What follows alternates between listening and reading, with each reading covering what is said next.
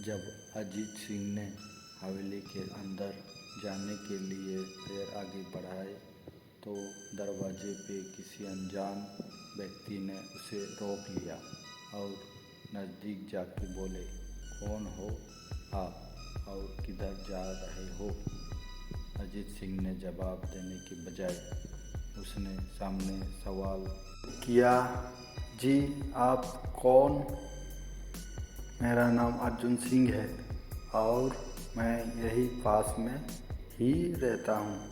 अजीत सिंह ने कहा, ओह अच्छा, मैंने सुना है कि यह एक भूतिया हवेली है और यहाँ कोई नहीं आ पाता है, इसलिए मैं इस हवेली में एक दिन रुकने का फैसला किया है। अर्जुन सिंह ने कहा, जी हाँ, आपने सही सुना है और आप भी अंदर मत जाइए।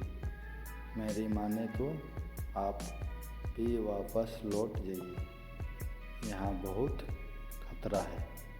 यह सुनकर अजीत सिंह खुश हो गया, जैसे उन्हें कोई लॉटरी लग गई हो।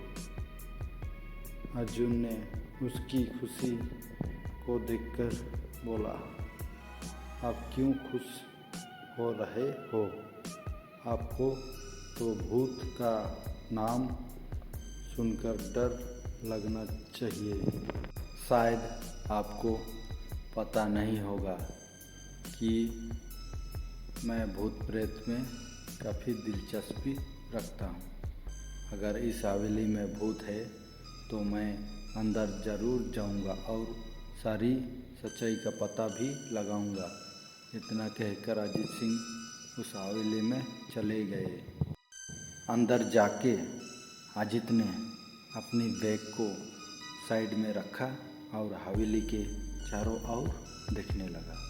सारे रूम भी चेक कर लिए।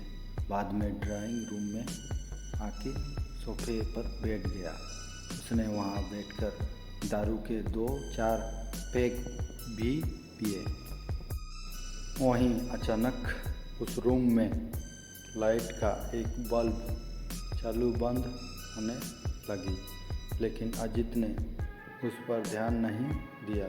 थोड़ी देर बाद दूसरी बल्ब चालू बंद होने लगा।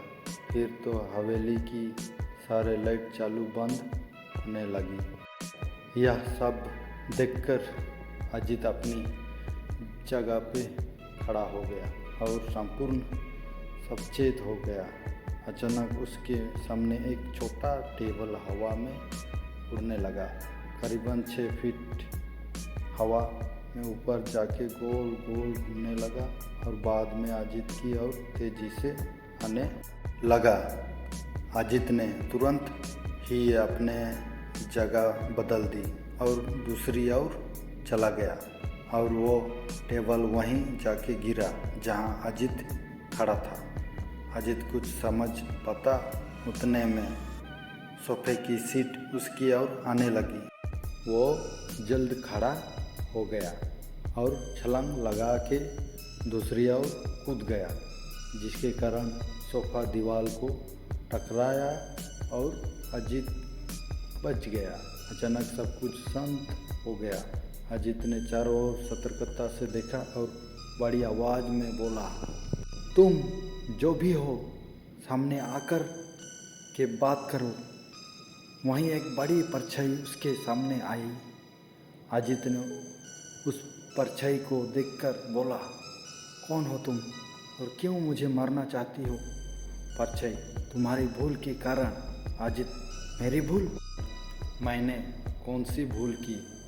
परछाई, इस हवेली में आने की भूल। मैं किसी को भी इस हवेली में खुश नहीं देख सकता। अजीत, लेकिन क्यों? वो परछाई जवाब दिया, आज से 18 साल पहले इस हवेली के मालिक ने मुझे यहीं पे ही मार डाला था। मेरी कोई गलती भी नहीं थी। इस कारण की वजह से मेरी आत्मा इस हवेली में भटकती रहती है। मैं किसी को भी इस हवेली में नहीं रहने दूंगा, क्योंकि इस हवेली में मेरा खून हुआ था। इसी हवेली में जो भी रहने के लिए आएगा उसकी मौत होगी। अजित ने कहा, मैं तुम्हें अपने असली रूप में देखना चाहता हूँ। तुम्हें मरने से पहले मैं तेरी यह इच्छा अवश्य पूरी करूँगा। और उस परछाई ने एक भयानक दरमियाना रूप ले लिया। उसका चेहरा इतना भयानक था कि अजित भी एक क्षण के लिए डर गया था, लेकिन दूसरी ही क्षण में उसने अपने आप पर काबू पा लिया। बाद में इसने अपनी जेब में से सफ़ेद पाउडर निकाला और उस भूत के ऊपर फेंक दिया। भूत के ऊपर पाउडर पड़ते ही वो जलने लग गया। बड़ी बड़ी ज्वाला उठने लगी। वो बहुत ज़ोर ज़ोर से चिल्लाने लगा और बाद में पूरी तरह से जल गया। उसके बाद अजित ने चैन से सांस लिया और वहीं पर सो गया। दूसरे दिन सुबह जब अजित को सही सलामत हवेली से बाहर आते देख अर्जुन को आश्चर्य हुआ। अर्जुन ने अजित से पूछा, तुम कैसे जिंदा हो? जब अजित ने अर्जुन को कल रात की घटी घटना को पूरी तरह से बताया और बोला, अब यह हवेली भूतिया हवेली नहीं रही। दोस्तों, आपको यह कहानी राजस्थान की कोटा की भूतिया हवेली कैसी लगी? प्लीज़ हमें कमेंट करके ज़रूर बताएं।